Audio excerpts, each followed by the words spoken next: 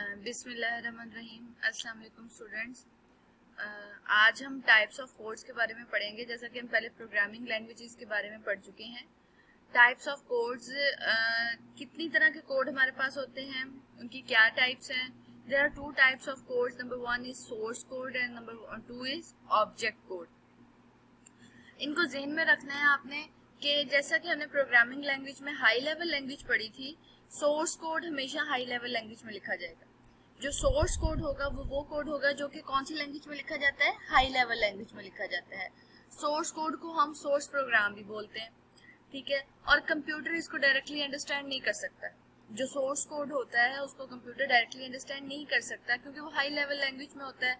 वो तो nearer to human beings होता है। ह्यूमन बींग्स सोर्स कोड को इजीली अंडरस्टैंड कर सकते हैं, लेकिन कंप्यूटर सोर्स कोड को इजीली अंडरस्टैंड नहीं कर सकता, डायरेक्टली अंडरस्टैंड नहीं कर सकता। तो इसलिए सोर्स कोड को कन्वर्ट करना पड़ता है किसी और कोड में ताकि कंप्यूटर उसको समझ सके। कल तक के लेक्चर में हमने देखा था कि हाई लेवल लैंग्वेज को लो लेवल लैंग्वेज में कन्वर्ट किया जाता था और उसके बाद कंप्यूटर उसको अंडरस्टैंड कर सकता था। हाई लेवल लैंग्वेज से हम उसको मशीन लैंग्वेज में लाते थे। मशीन लैंग्वेज बाइनरी फॉर्म में होती थी, 0-1 की फॉर्म में होती थी और उस फॉर्म में जाके कंप्यूटर उसको अंडरस्टैंड करता है। So source code is a code which is written in the form of high level language. Source code का दूसरा नाम भी आपको आना चाहिए, दैट इज सोर्स प्रोग्राम। और इतना भी पता होना चाहिए कि डायरेक्टली कंप्यूटर पे एग्जीक्यूट नहीं होता। तो इसको कौन से कोड में कन्वर्ट करते हैं? सोर्स कोड को हमें ऑब्जेक्ट कोड में कन्वर्ट करना पड़ता है। ऑब्जेक्ट कोड क्या होता है? Object code actually machine language है। वो कोड जो कि मशीन लैंग्वेज में लिखा जाता है उसको ऑब्जेक्ट कोड कहते हैं। अब सोर्स कोड से ऑब्जेक्ट कोड तक हम कैसे आ जाते हैं, इसको देखना जरूरी है। आपको पता होना चाहिए कि ऑब्जेक्ट कोड मशीन लैंग्वेज की फॉर्म में होता है। आपको पता होना चाहिए कि मशीन लैंग्वेज डायरेक्टली एग्जीक्यूटेबल है कंप्यूटर्स पे, लेकिन सोर्स कोड डायरेक्टली एग्जीक्यूटेबल नहीं है computer. Object code is nearest to the computer but far away from the human beings, whereas source code is nearest to the human beings and far away from the computer. If you want to execute any program written in high level language, you have to convert it into object code, and this task is done by some translator. कोई translator होता है जो कि source code को object code में convert कर देता है। अभी आप ये देखें जरा कि सोर्स कोड और ऑब्जेक्ट कोड की कुछ डिफ्रेंसिएशंस दी हुई हैं, ये आपको आनी चाहिए। Source code high level language में लिखा जाता है जबकि ये मशीन लैंग्वेज में लिखा जाता है। सोर्स कोड समझना आसान है क्योंकि हमारे लिए समझना इसलिए आसान है क्योंकि वो इंग्लिश में या हमारी ह्यूमन लैंग्वेज में लिखा जाता है। ऑब्जेक्ट कोड को समझना हमारे लिए मुश्किल है लेकिन कंप्यूटर के लिए बहुत आसान है।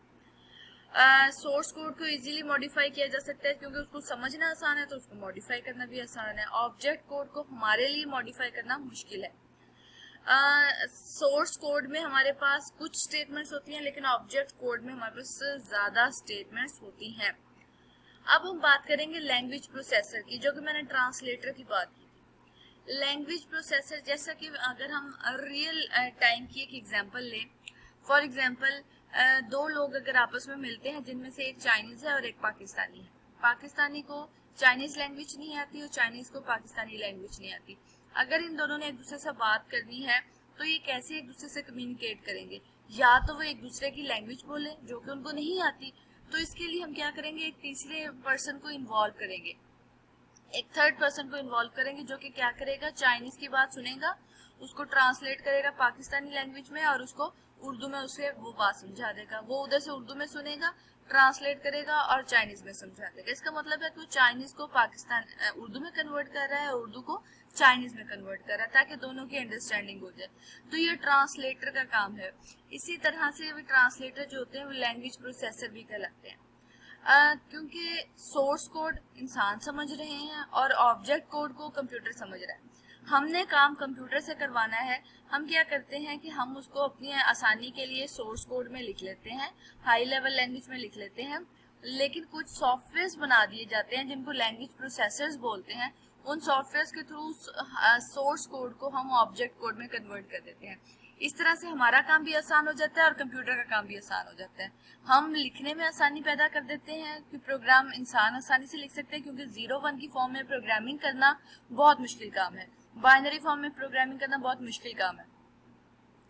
तो इसलिए उसको फिर हाई लेवल लैंग्वेज में जब राइट डाउन कर लिया जाता है तो फिर उसके बाद कोई भी लैंग्वेज प्रोसेसर एक यूज करके हम उसको सोर्स कोड से क्या कर देते हैं, कन्वर्ट इनटू ऑब्जेक्ट कोड।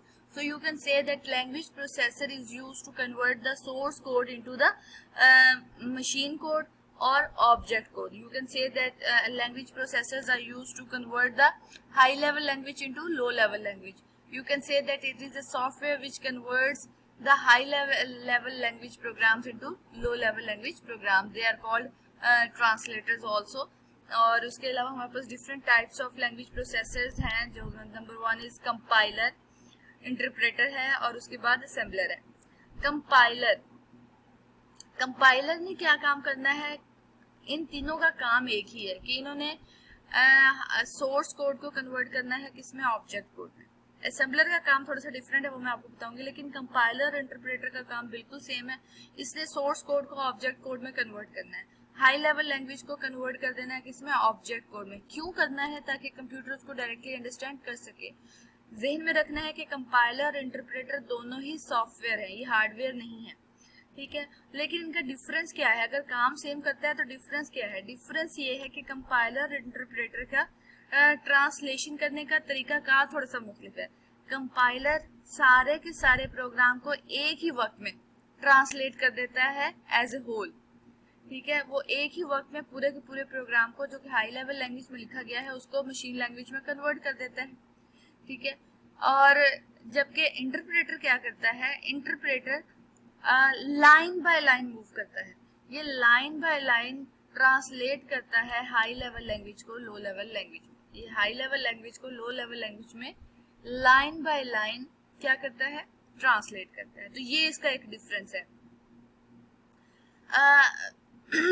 इस तरह से जब लाइन बाय लाइन हम मूव करते हैं ना, तो इस तरह से एरर फाइंड आउट करना बहुत आसान हो जाता है। जब एक 100 लाइन्स का प्रोग्राम है, फॉर एग्जांपल अगर 100 लाइन्स का प्रोग्राम है, उसको कंपाइलर के थ्रू अगर हम कंपाइल कर रहे हैं या फिर ट्रांसलेट कर रहे हैं, तो फिर क्या होगा, ये होगा कि उसमें एरर फाइंडिंग मुश्किल हो जाएगी, ठीक है ना। आपको 100 लाइनों में से आपको नहीं पता कौन सी लाइन में एरर है, आपको पूरे प्रोग्राम को गो थ्रू करना पड़ेगा। लेकिन अगर आप लाइन बाय लाइन मूव करते हैं बाय यूजिंग द इंटरप्रेटर, तो जिस लाइन में एरर होगा पहले उसको सॉर्ट आउट करके ही अगली लाइन में जाएंगे।